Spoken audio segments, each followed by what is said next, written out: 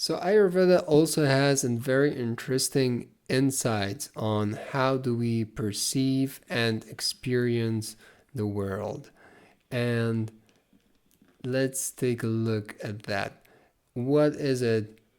What is it that we say that is the world, and what actually is the experiencer, the person who experiences it? So that's the main question, and of who is there to experience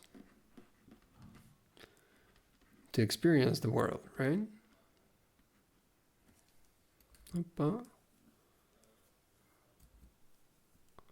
Who is there to experience the world?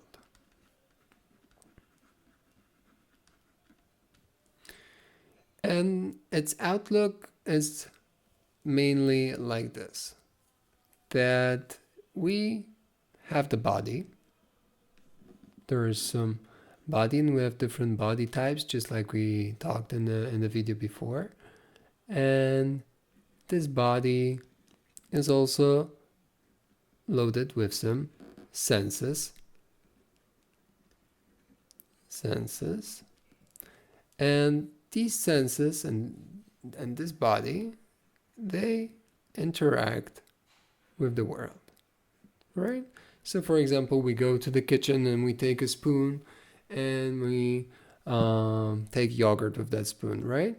And then we put that yogurt in our mouth, and in this way, we kind of acted on the world, and then this world is coming inside of us into our body, and then we digest the yogurt and so on. But is that the full experience, or would we say that there is something more? Is that actually how we experience the world? Well, we can say that there is something more. Why not? Like, Ayurveda tries to look deeper into things, and of course, to say that there is just spoon and just the tongue and just the yogurt would be too little. So they're saying that actually behind the body is our internal world, which is not a big surprise, right? We all have thoughts, and they are not a part, like directly, not a part of our body. Of course, there may be some electric current changes in our brain and so on, but when we think of something, it doesn't necessarily changes our body in the very same moment. Maybe yes, maybe in some very subtle way, and that's very true. That our thoughts, they're connected with our body and so on. But it is a more subtle body, something that is not tangible. You cannot take your thoughts and touch them by your fingers, for example, right? Whereas you can touch your leg or your hair. So we have this system of thoughts, and by the system, it also interacts with the world through the body. Because when we think of something, then of course we can say it out, or we can make a proper action according to those thoughts. And there's also some more mechanisms behind those thoughts. Behind this thought, there is a place for our intelligence, for example, the way that we discriminate things, and we say, well, this is beneficial for me and this is not. And we kind of take our decisions based on our discrimination ability, and then we say, well, I want this to be part of my experience, or I don't want to. So if we're talking already about this experience, well, if I want that experience to be a part of kind of my life, then it means that I want to store it somewhere, right? I have a storage room somewhere for my experiences. And this storage room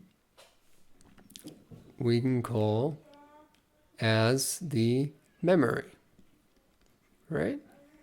It's like a hard disk of our head, let's say, and of our mind, where we store some experiences from our childhood, from yesterday, from what we dream about, and so on.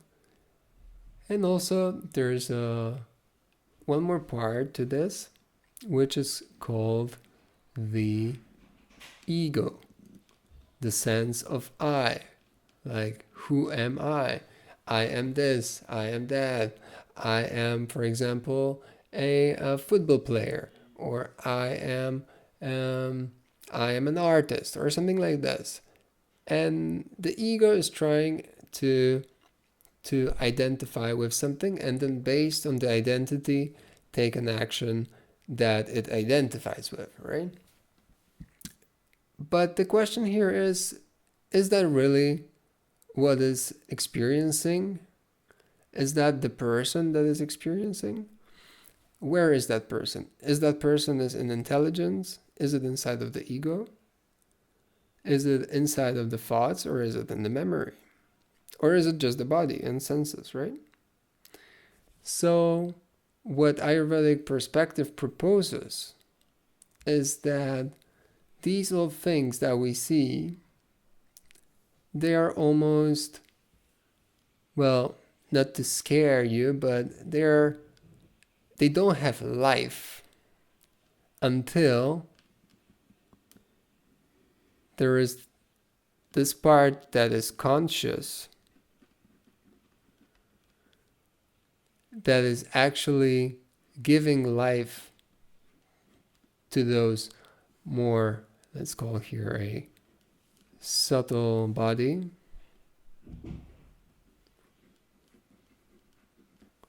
right? Or you can also say that this is the mind. And here's a more physical body, or you can say is gross body, not a gross body, but gross body. And this is our physical kind of, right? The thing that we can touch. But actually, without the conscious, all of the rest is pretty, well, I'll use this word, but don't worry, it's pretty dead.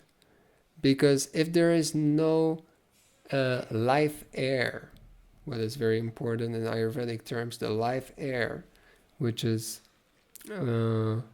being infused by the consciousness, then the rest of the system doesn't have a fuel to work on. Just like imagine that you have a car, and the car has its body and has its structure, its form, the chairs inside, and has an engine like the mind, but it doesn't have a fuel, or moreover, there is nobody to even turn it on. Because fuel may be more something like, okay, there's a food, right? But to actually ignite the car, you need to either turn the keys or press some button or something like this. So there must be some force behind to run it, and that force is basically the conscious decision of running all that machinery through giving it the life air. And how does all this little pieces of the puzzle work exactly, and what is actually the possessor of the consciousness, the conscious being that Ayurveda says that this is us? Well, this we're gonna discuss in the future videos.